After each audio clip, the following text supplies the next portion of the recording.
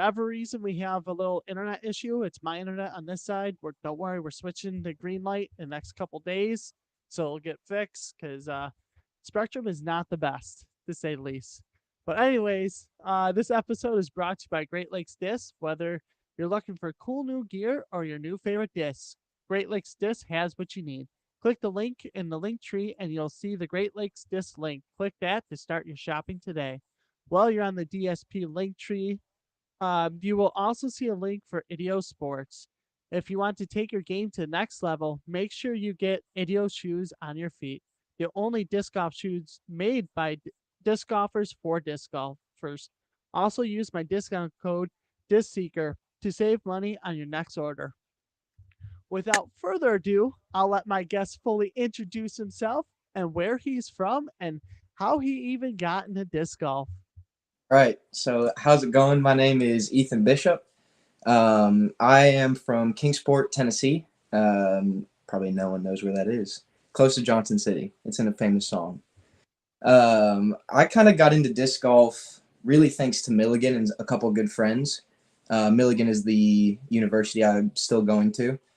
And it was my buddy Ryan Kent who initially told me, "Hey, let's go throw frisbees. Let's go play disc golf." And I was like, "Oh, okay, sure, let's do it."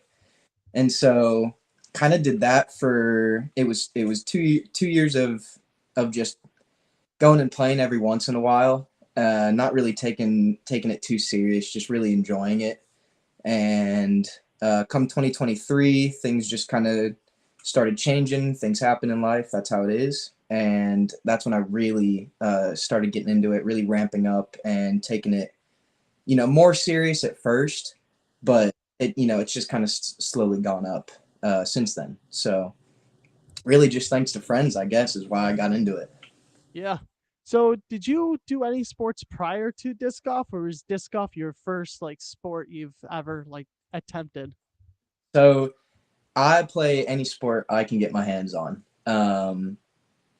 Soccer for me was what I thought was going to be my lifelong sport and hopefully career, because I think it's every kid's dream to be a professional athlete of some sort. So for me, that was what my dream was initially. And so I played soccer whole life. Actually got recruited to Milligan for soccer, not for, didn't know disc golf existed. I had never seen a basket before. Was horrible at throwing frisbees. I still can't throw an ultimate disc. Can't do it. I'm horrible. Um, and then I played 5 years of soccer for Milligan. I had a COVID year, so extra eligibility. And then I played semi-pro soccer for 2 seasons, which is, not really important, but it's a little brag, I guess. That's kind of cool. It was really cool. It was a great experience. And one of those seasons was up in, I think North Dakota is what it was. So prior to disc golf, to get to travel to another place to play a sport, which is, something we do regularly now. But yeah, soccer for me was big. Now, because you did soccer and you were taught this work ethic of practice and practicing hard and training hard, how has that mentality and work ethic transitioned into disc golf? And do you think it improved your game?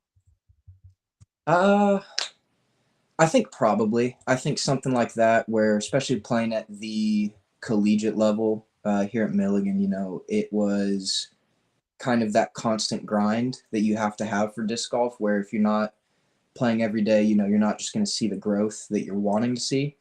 And so I think having essentially, a lifetime at the time, 20 years, 19 years, whatever, of just playing soccer all day, every day, doing other sports as well, whenever there was time, that made it, I guess that made it playing disc golf seem easy. Doing disc golf all day, it's not as physically taxing. It's maybe a little more mentally taxing would be the biggest difference, but it's I think it really helped because doing disc golf all day is really no problem. Yeah. Now, when you did soccer, did you like weight train, and do you keep weight training even though you're doing disc golf? So when I first came to Milligan, so my freshman year of college, I was about, I think I would say close to 100 pounds, small, scrawny, nothing. And then in that first year, I put on, I don't know, about as much as I weigh now, probably 50, 60 pounds in the next, probably not the first year, maybe the next year or two.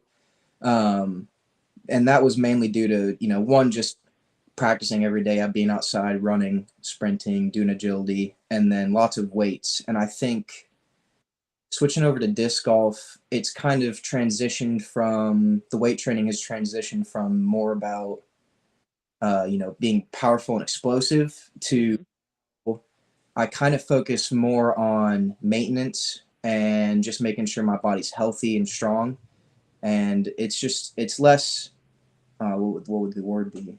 Less volume maybe, Mm-hmm. but still trying to get in the gym when I can. Yeah. So, being a former soccer player, I imagine you're pretty flexible, lots of stretching. So that no, I'm surprised. Least flexible you might ever meet. Oh, it's horrible, but Now, lots of stretching. yeah, I was gonna say now that you're in disc golf, I imagine you're stretching a lot more now. Especially upper body torso stretches because for soccer that's just it's mainly legs and core and all that, which disc golf core very very important aspect, but a lot more focus on the arms, the shoulders, all that stuff, which is a little different for sure. Yeah. So, what is your top 5 courses to play? Top 5 courses to play. Ooh. So number one for me is a local course called Wing Deer. It's nothing crazy. I mean, all the courses around here are wooded. Probably my top 5 are typically a wooded course, just because that's what I it's home. It feels like home no matter where you are. So Wing Deer's number one, which probably no one will know. Two, probably Northwoods Black. I love that course. Ooh. Kicks my butt. I have not shot a good round out there yet, but I will. I will soon. Hopefully, maybe someday. Number 2 or 3. Sorry. I think is it Champions Landing that GBO's played at? It might be. I'm not sure. The big course that Glassbone is at. I've only played there a couple times, but the amount of wind on that course is insane, and it was constant. During the tournament days, during practice days, it was nearly calm, of course. That one's really fun. Obviously, that's not a wooded course, but I really like that one. Man, 4 and 5.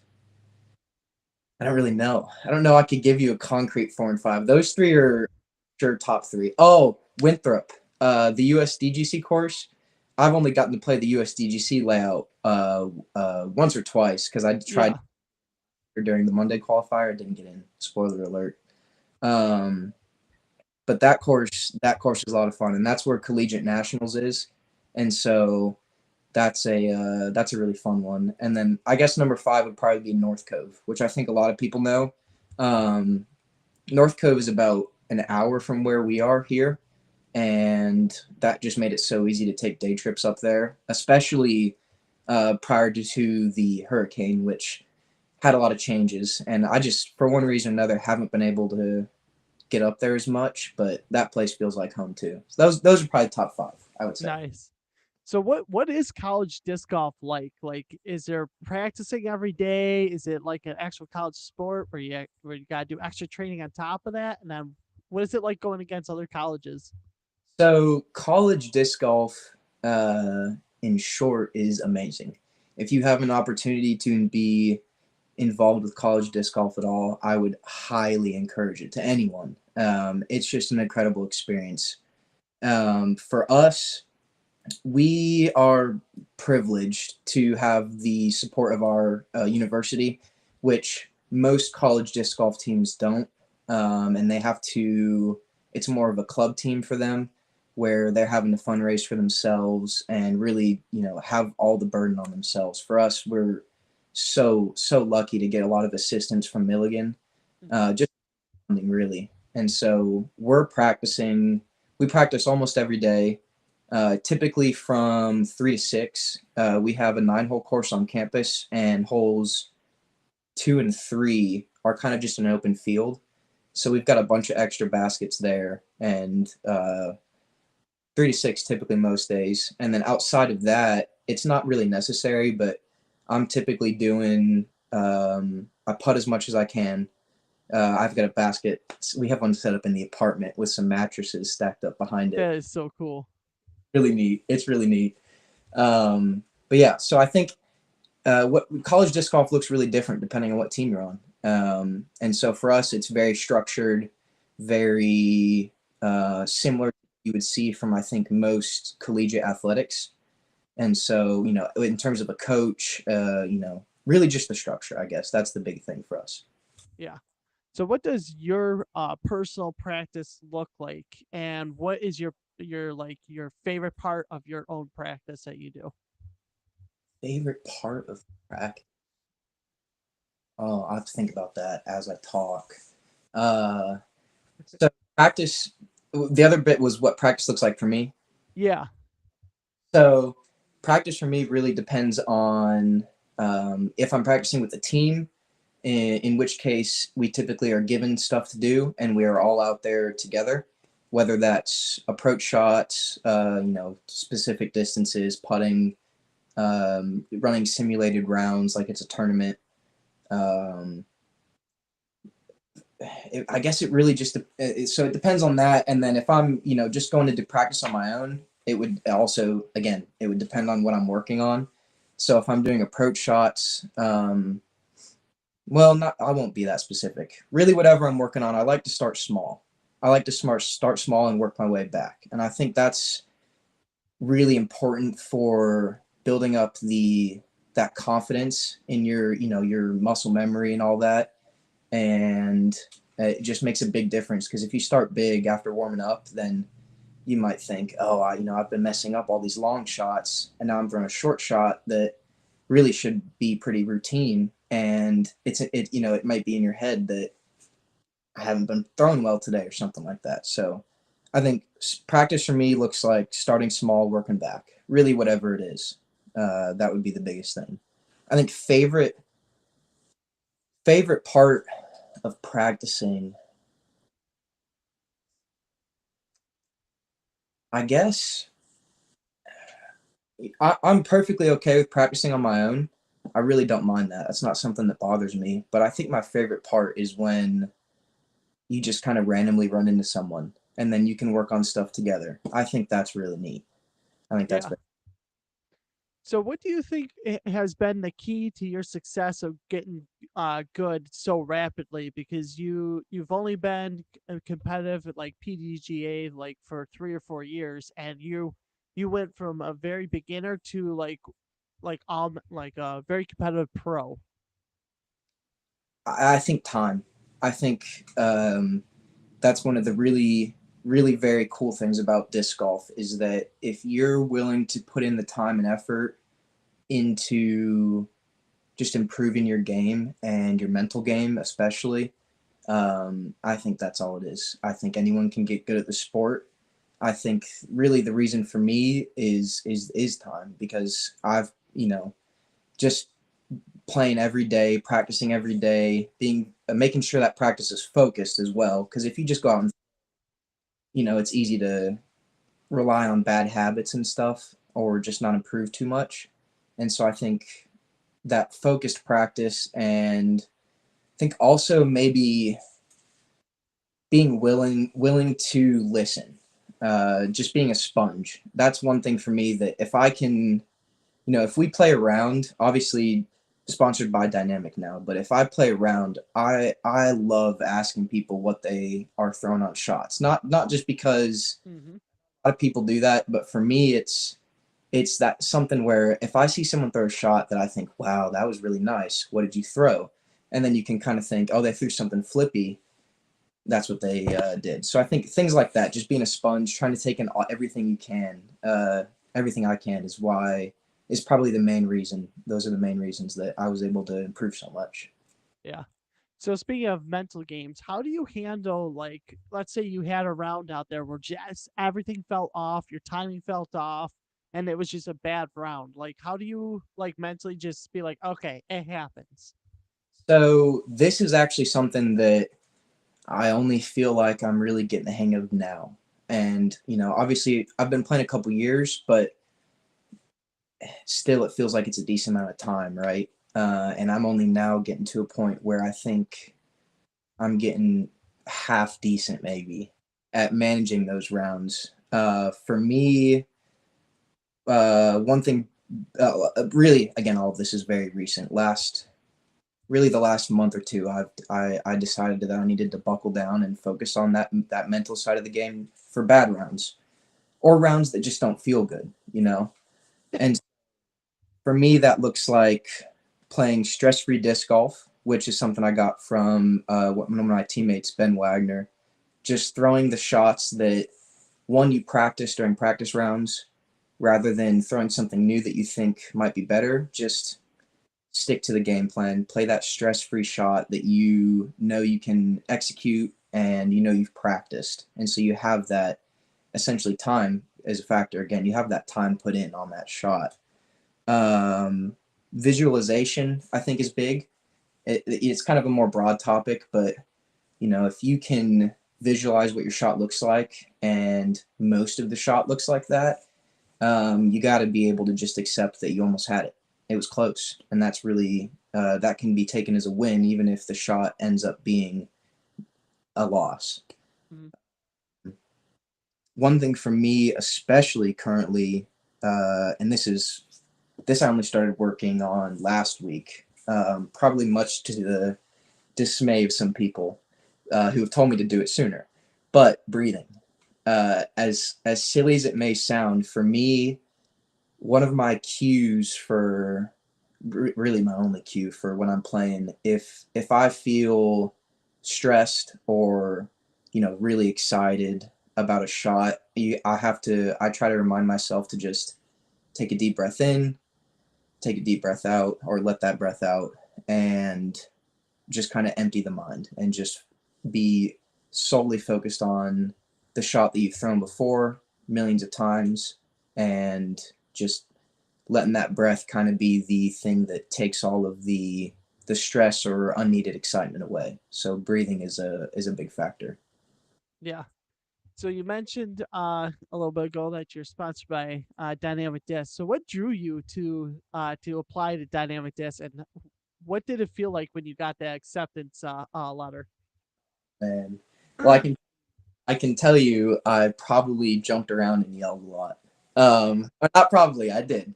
I was very excited.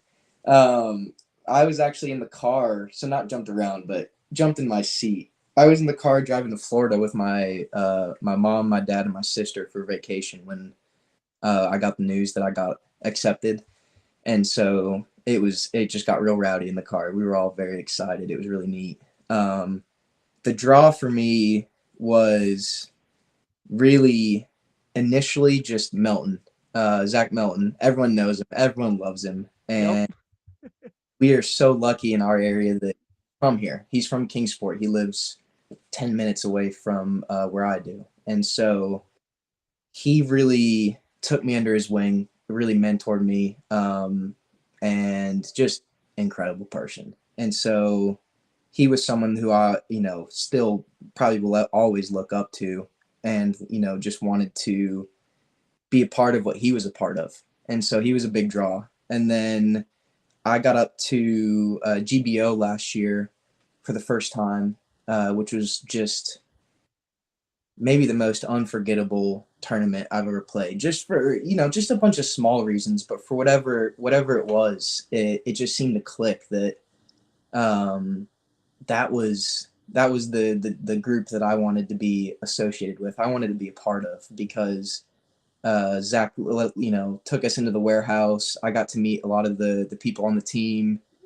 I got to play a practice round with Parker Welk, which was super cool, and he was an That's awesome awesome. to practice with for that event. And then it ended up going well, luckily, the event itself. And I don't know, it just felt like that was the place that I needed to try to get to, and it ended up working out for who can believe it? Not me. So I was through the roof. That is so cool. So you being on Team Dynamic Disc, you obviously have to be 100% trilogy. So what are you throwing this year? What's in the bag? Okay. Do you want like the main things or a full in the bag? Full in the bag. We got tons of time. Okay. Okay. So I have my bag next to me because I have switched some stuff out, but I didn't want to forget anything. So I throw a lot of putters. I throw more putters than I probably should. I have a lot. Uh, but around here, most of our courses are they're not super long and they're pretty tight. And so having something you can throw either soft or hard that you know how it's going to fly, for me, that's what putters are. So I putt with juries. I actually just switched to classic ones that are a little stiffer. I typically softer ones because they're a little grippier. My hands get real sweaty. I've got a super ridiculously beat up soft pure that's for that flippy slot. Um, a baseline or it's just a classic blend judge that's a little more stable. A beat up. Um, this is probably my favorite disc. It's just a beat up jury. It's nothing. It's supposed to be an overstable putter, but it's getting to the point now where it's almost I would almost consider it flippy, and that's my workhorse really. If I can throw putter, I'll probably throw that disc. And then a premium judge, a mercy for that kind of just dead straight hyzer flip shot. The judges are a little flippy for that, and the mercy has just crazy glide. It's awesome. Um, I bagged 3 slammers, which I might get a little bit of hate for. Not hate, but people will be a little confused. One of them is also almost flippy now, which is a little ridiculous, but I love it. And the other one's just solid over stable. The third one is a beefcake. Um, Mid ranges, actually, I only have 3 mids in the bag. I'm kind of at war with my mid ranges right now. So I have a soft justice, a retro compass, and then a really old beat up evidence. And I mean, it's the flippiest mid range I've ever seen. It's incredible, but it's really fun, and it's got a horrible die. Look at this. It's so hard to see everywhere, but it's great. And then fairways. I have a Brave, one of the new clear ones. Really flippy, good. It's a solid fairway driver. Um, an Explorer that's just pretty straight and glidey. Long Bowman for that kind of pushing stable flight, and then an Auti, and I have 2 Felons. One of which was the Tour Series one from last year, I think, which were a little straighter much straighter out of the gate. They weren't a what I think most people would think of how a Felon would fly when you think of it. It's it's kind of flippy. It's kind of interesting. And then the other one is just grass fed beef. It's unbelievably overstable. Um, and then drivers, I have a Heist for that kind of flippy slot. We got some really cool ones at. I'll show it off. Last one to show off, but it's got a really cool stamp from our collegiate regional we just held for the first time, which was really cool. And then uh, I've got 2 Rives, 2 Defenders, and 2 Adders that kind of just fill that slot. So on paper, lots of overstable drivers, but a lot of them are either beat up or just I got them off a used rack and they were flippy, and so they kind of just fill all those slots in stability. But that is about it. I don't think I have a mini in my bag right now because I lost it. I actually don't use a mini at all. Like I never do. Wow. I just leave like the disc I throw. It's just that's my marker. I just leave it on the ground and I just throw from there. Okay, okay, fair enough. I Yeah. think if I'm throwing from the lie, I don't like to use a mini because I'm liable to accidentally step on the disc or something. So I want to or on the mini, Yep. and it's a bigger target to aim for that foot placement. So I like leaving those down too. But if I'm putting, I'm using a mini every time. That gets Oh, me. not me. I just have that weird like thing in my head where like if I have to use it for putting, like is it really making that much? It's like you're a little bit closer. It's like, eh, I really if I'm gonna miss it, I'm gonna miss it. Like a little bit closer ain't gonna make that much of a difference. That's fair. That's fair. That's kind of a fun way to think about it. I like that. I like that. Yeah. But I think a minis on putting for me is more about it's really not I'll joke about it being making the putt closer, but really I think it's more about routine kind of Mhm. that, all right, I'm putting now, that's really all it is, I think. Now, when you now you said putting routine, are you a guy that takes your time? Are you fast like Isaac? Because I find myself be very fast like Isaac. Like I just step up and bang, I just let it go. Um I would say I'm probably somewhere in the middle. Uh, Okay. I think especially on really short putts, and I'm talking really short, like 10 feet, I like to take my time. And because I just want to make sure that it's in the basket. Because those are the ones, 10 to 15, you don't want to miss any of those ever. That Mhm. feels horrible.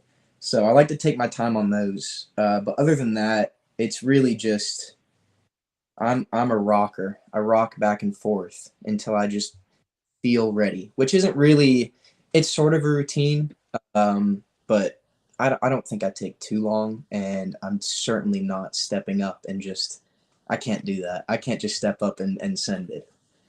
Yeah, it's just a mental thing. Like I used to try and take my time, and then I find myself getting in my head too much, and I start thinking about the distance, and then I just mess it up. So now it's just like I just look at where I'm going, just get my arm up, and then I just send it.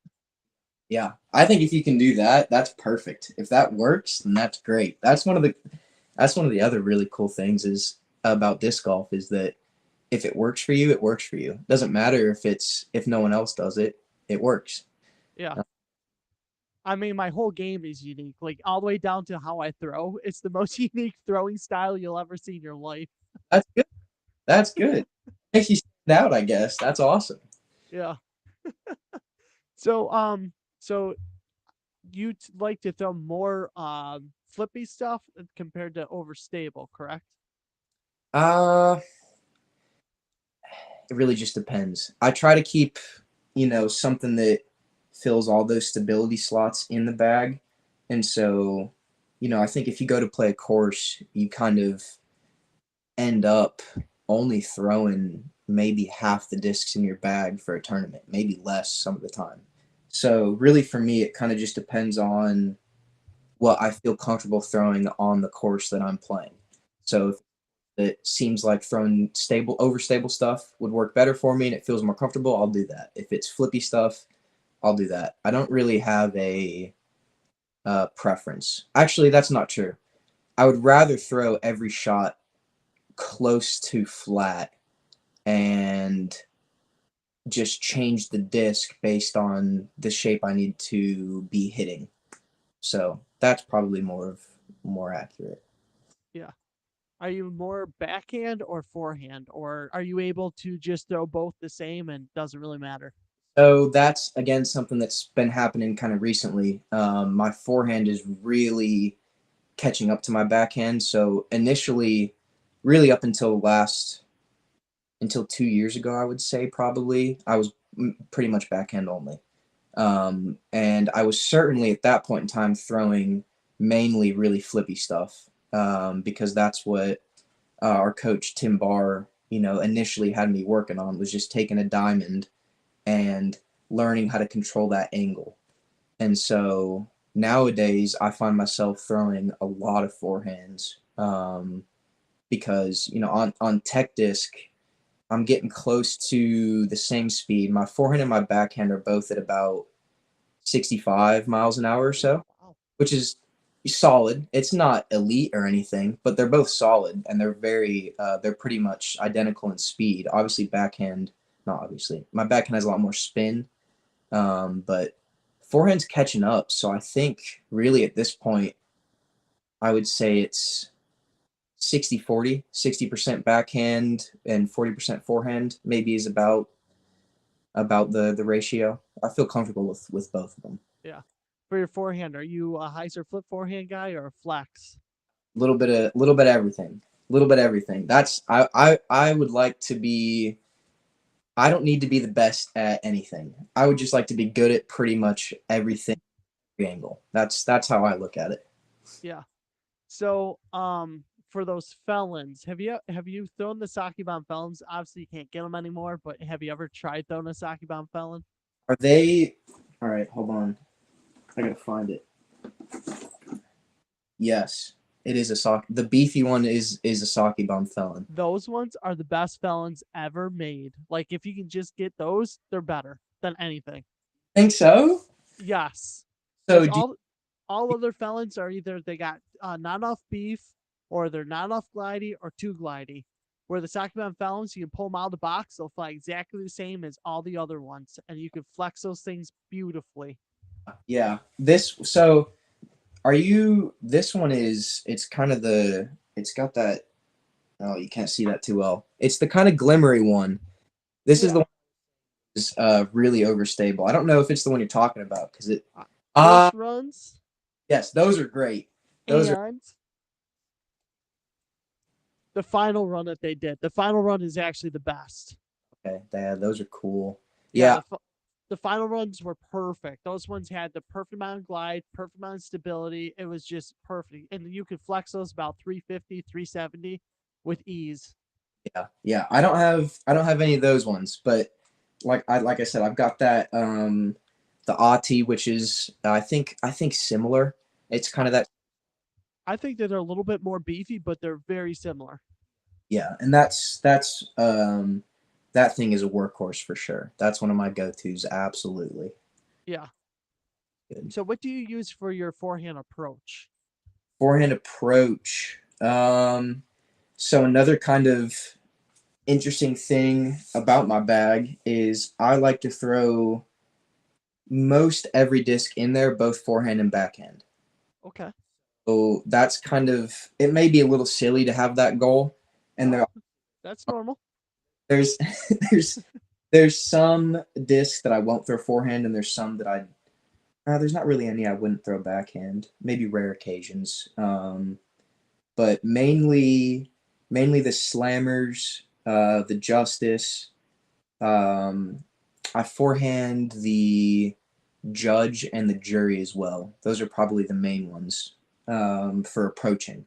because judges you can really hit just smooth. You don't have to throw it hard, and those ones will hyzer flip real nice. And then the slammers, everyone knows what a slammer does. It just slams into the ground. Those are perfect.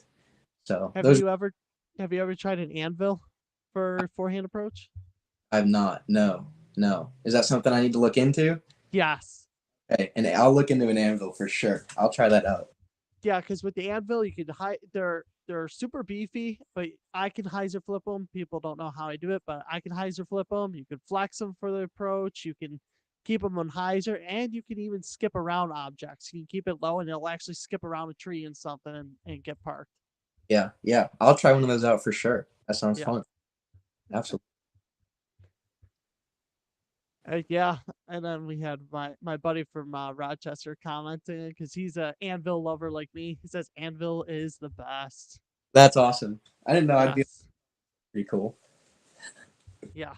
Yeah, definitely highly recommend it. Like I carry 3 of those in my bag at all times, and then I just ordered 2 more that are sitting on a rack behind me for backups just in case. I'll try to get my hands on one immediately. Absolutely, and I'll let you know how it goes. Yeah, I would be surprised if I'm not sure if you have a DD member that teammate there or not, but I'd be surprised if like no one on your college team has one. We have a couple kids who because our team was again lucky enough to get the team is actually sponsored by Get an anvil in the bag. Lucky enough to be sponsored by Dynamic as well. So we have a couple of the guys throw pretty much only trilogy. So I'm sure I can get my hands on one tomorrow, and I will absolutely let you know how that is. Yes, you're gonna love it. And let's see what else is he saying. He's saying they're the best forehand approach disc there is. I use mine to complement my Buzz OS. Okay. Okay. I Yeah. think that he might really like the anvil. I don't know. Yes. When I played on his card last year, we spent like half the round talking about anvils and how great they are. Okay. Do you have a preference for the plastic for him? VIP. VIP, that's the best one. Yep. That's the one that's gonna be the most consistent and be the most kind of overstable flight. The tournament plastic, that one is a little less beefy if you want something a little bit less beefy. And I feel like those beat in a little bit faster than the VIP, but I always go VIP. Okay. VIP anvil. I'll try to get one. I'll try to get my hands on one. Yeah. So, what are your goals for this year? Goals for this year. So really just something pretty broad is raise my floor, right? So my for my rating, my standard deviation is like it's high. It shouldn't be. It's not great. So I don't think I lose a round doesn't get dropped for me unless it's below, I think it's 930 something, which obviously that's a little lower than we probably want. So I really want to keep working on raising the floor up so that bad rounds are hopefully, higher and higher as time goes on. That's something this year, really in relation to that mental side of the game that we talked about, that I'm very focused on. Um, I'd like to win a B or an A tier. I've never won one of those for MPO. I've got a couple C tiers now, which is awesome. But winning a B or A tier this year would be really neat. That's definitely a goal. For the college side, obviously everyone wants to win. And I think we've got a team this year. We're really set up to, if we execute and we play how we know we can, I think we have a good chance. And so, even if we don't win, I would just love to be on lead card one day with the rest of my teammates. I think that would just be an amazing experience, and it would get filmed too, which would be such a great thing to be able to kind of look back on in the future. I think, say, hey, we were there, we did that, we have proof, right? And that's neat. And then for the single sided nationals, I'd really just like to make the cut again. Again, I don't plan on trying to win. If I do win, because my goal is to just do the best I can, and if that leads to a win, then awesome. But I would like to make that final cut. I don't remember. It was the top certain number of people make that cut, and you get to play another 9 holes at Winthrop, and I'd like to do that one more time. And then I'd like to play, if I can, this year. I'd like to play Ledgestone again. I did that for the first time last year. Did not go well. It was rough. I was so nervous. It was rough. But it was a ton of fun, and it was an incredible learning experience. So I'd like to play that one again. USDGC for me is number one. That's what I would like into. And so I'll play Monday qualifying for sure, unless I get in at some other qualifying tournament, which would be great. But that's a big goal this year. And then one kind of just lifetime goal, I guess, maybe not specifically for this year, but an 18 down round. Ooh. Down round would be just amazing. That's one of my, I guess, more long-term goals. Maybe not specifically this year, but 18 down would be really cool. That's really cool. That's about it. Nice. So as we're wrapping this up, you got any questions for me? Ooh, I wrote down 2 questions. Yeah. So obviously you have this great thing you're doing where you're getting to talk to people who are far more interesting than I am, and have a lot more experience. And so based on what you've heard from them, what would you say is the number one thing that comes up for people who are trying to maybe get better at disc golf or can't quite get over, a certain hump in rating or in their game? What's your number one tip for them? The number one tip that I keep hearing is put into practice. Like, you're not going to get better unless you put into practice. And like we were talking about before we went live was on how accessible disc golf actually is. And it's one of those sports where the sky's the limit. Essentially, you can literally go to a field and improve your throwing, and or you can go to a course for free and work on doing practice rounds, getting better. You can even go find a basket and practice putting. So basically, disc golf is one of those few sports that is so accessible that it's only you who holds yourself back from getting better. I completely agree with that. I think that's spot on. That's what I was hoping to hear. uh, I had one more. And this isn't, but the Big Easy Open, that course was tough, right? And I loved it. I loved every second of it. I love seeing people shoot over par who probably haven't shot over par in years. So, do you think that if the Pro Tour added more courses similar to that, where it's a little more similar to golf, to ball golf, um, where even is a pretty solid round and might, for disc golf, that would rate really high and it would put you up on the leaderboard. Do you think that's something that we should maybe kind of focus more on, or what do you think about So we need the Pro Tour to step it up and get more courses like the Big Easy Open out there, because for people that are viewing in, like I watch intense sports, like I'll watch football, MotoGP, Formula One.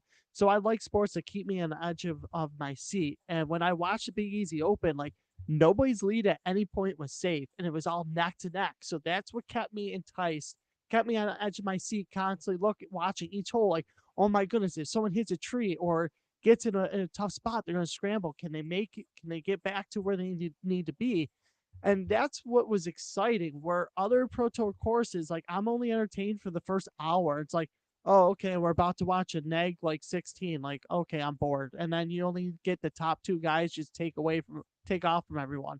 So it's just like I lose interest in watching the the events within like the first hour or so, where if we had more courses like this that challenge the pros to throw, hey, you need to throw every shot possible and prove that you actually are the best in the world, that's going to entice people to tune in. And if we get more people to watch and actually be on the edge of their seats as they're watching, you're going to see a rapid growth in viewership and possible subscriptions for the Pro Tour to watch the Pro Tour. And while I was watching that, that also showed me like even the pros, like they're actually playing disc golf like I am. Like sometimes I'll hit a tree and now I have to scramble. So it was good to see like, okay, now how do the pros scramble? How do they decide what shot they need to use to get back on track? Yeah, I think that's a great point. That's not even something I thought of. Being able to see them kind of have to focus more on, I guess, maybe the management that, they're managing courses amazingly, all the ones that they play on tour, and those guys are phenomenal. But getting to see that kind of be more of a factor was very, very interesting. That's what I thought too. But yeah, Yeah. I yeah. mean, what do you think? Do you think more of the Pro Tour needs to have more of these courses? I like a mix. I'll be honest. I like a mix. And honestly, I wouldn't mind seeing them play a course where every hole is 150 feet and it's a little tee course where they're having to ace it through janky woods lines where maybe there's no line at all and they just have to get lucky.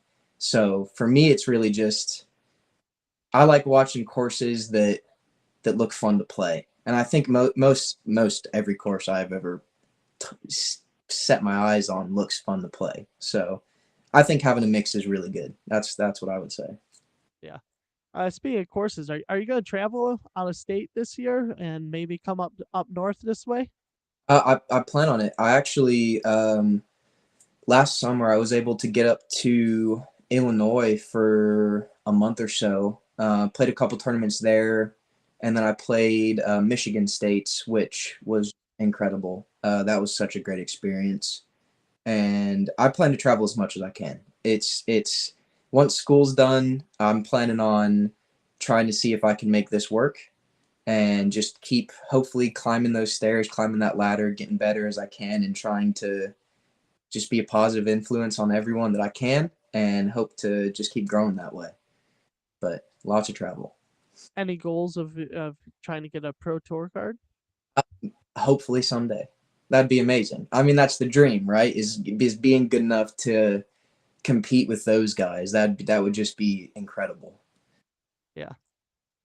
So So my final question for you is where can people find you and follow you to watch you go through your disc golf journey?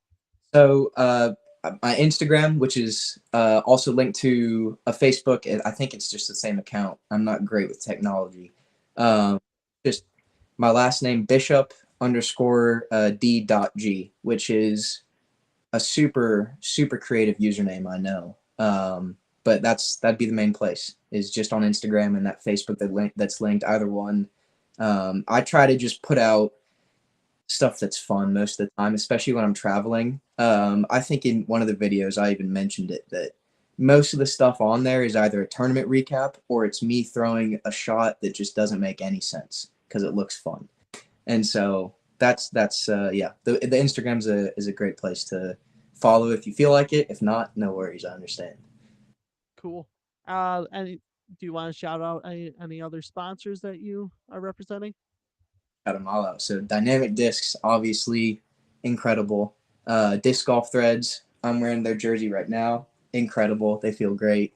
Dr. Christy Dyes. She's amazing. She's one of the greatest people in the world. And her dyes are amazing too, obviously. And then Russell Disc Golf as well. Those guys are all just incredible people, incredible organizations. If you have the chance to interact with them, support them, please do. I'm so grateful for all of them. And really quick, are you wearing Idios sports shoes by any chance? I am not currently. You I'm not. gotta get them. I get Idios. Okay. Yes, Idios sports. I got the new brawlers coming in. They should be in by Wednesday, so I can't wait to wear them. I wore the Evos last year, and they're phenomenal. Yeah, Best shoes I've ever worn in my life for disc golf.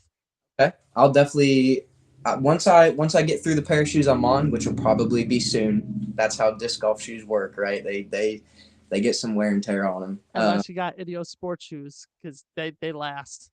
Probably. Hey, I'll try some out. I'll try some out. So I've got a list now. Then I have to get an anvil and some idio shoots, I guess. Yeah. All right, buddy. Have a good night. You too. Thank you for having me on. Yep.